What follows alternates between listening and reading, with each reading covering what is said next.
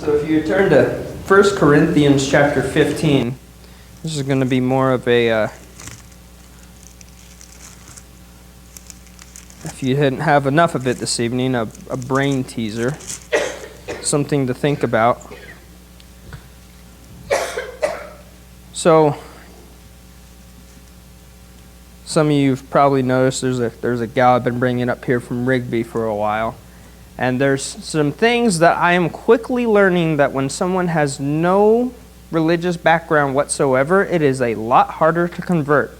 Not that she's not open to it, but there's nothing to build from. You are building when there is no foundation to start with. You know, you think about if you're trying to convert a Baptist or a Methodist or a Catholic. We believe in God. We can agree that there is a God. But when you have somebody that doesn't even know if they believe in a God or the God, it makes it kind of difficult. But the things I'm learning that is reaching her is the things that reach all of us on a regular basis. She was asking about mom and dad's situation, about the rental and whatnot. She's like, oh, well, aren't they worried about this, that, and the other? I'm like, no. She's like, what do you mean no? I'm like, well, they're going to, in things in life, you got to make sure that you're doing your part to make sure that you're setting yourself up for success. But at the end of the day, God's got it covered. And what's going to happen is going to happen. And even if it's not what you want, He's got the best thing set up for you. And like the concept just like blew her mind. And sometimes I think we kind of take for granted how easy we have it. Because if you take everyone else in the world, when stuff goes bad, it's just bad. When stuff for us, when it goes bad, we're like, it's going to get better. We can confidently know and say that it's going to get better. And then that brought me to another thought is sometimes, even with us Christians, we kind of ruin it for ourselves. And I know in my past I did. While I knew a lot about Christ and about the church and about the Bible growing up, for some reason, when I was about high school age, you just couldn't keep me away from bad company. I just had pick bad friends.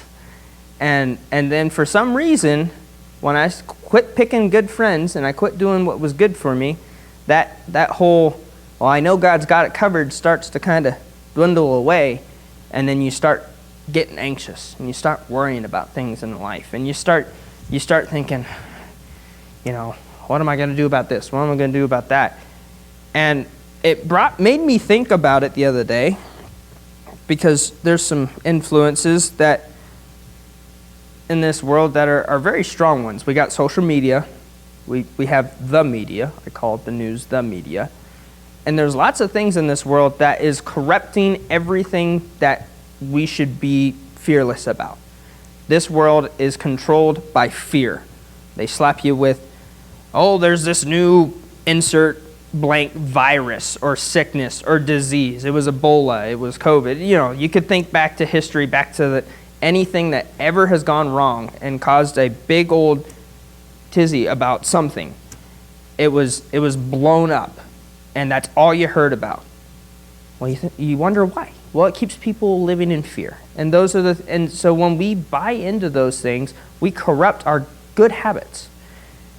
So when we read in Colossians chapter 15 and verse 33, it says, do not be deceived, evil company corrupts good habits.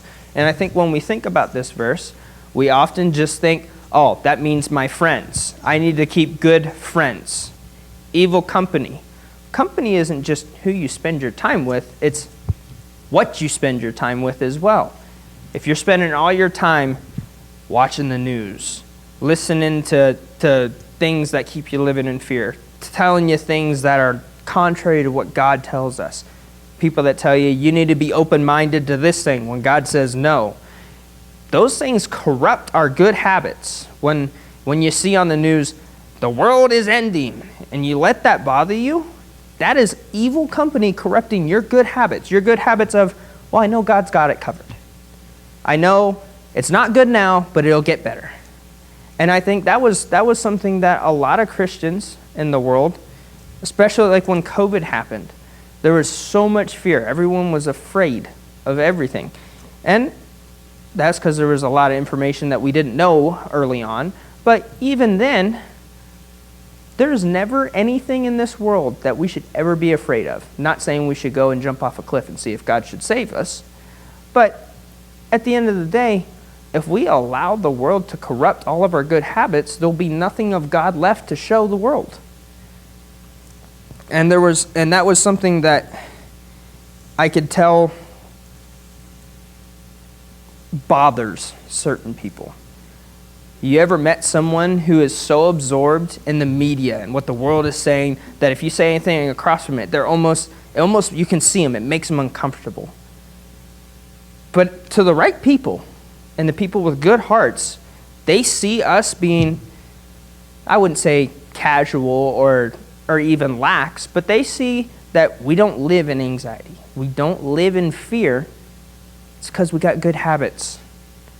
I know if I lose my job today, I'll have a job by next week. Not because I'm so great, because I know the Lord will provide.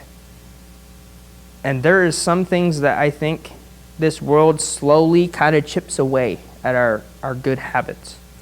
And it was something I thought about the other day. And I wanted to put in everyone's mind.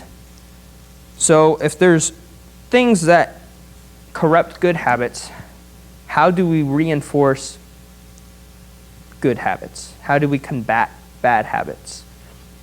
And I'm not going to give you a list of verses that's going to be the fix-all of it. I'm going to make you do it yourself. So I challenge you tonight, when you go home, you don't have to spend 5 hours and wake up and 3 a.m. think you finally got it figured out. But for a few minutes tonight, maybe read over some passages, read over some thoughts, look up a sermon. There's lots of really sound sermons out there that can help encourage you. I know some of Paul's old sermons. I was watching some of Paul's old sermons the other day on YouTube, the ones that were before we were even here. And I found them really encouraging. And there were some things that were said that I hadn't thought about before. Let's try to find some ways to reinforce our good habits, because our good habits is what people that are searching for release are looking for. People that just don't know that there's a better way will notice. So if there's anyone tonight who maybe has given in and let their good habits be corrupted, and there's something that you're struggling with, let us pray with you. Let us encourage you. Let us help you. And I don't think there's anyone here who hasn't made the step to become a Christian. But if there's anyone who needs to reinforce and rebuild the relationship with Christ, whatever that need may be, please come forward as we stand and as we sing.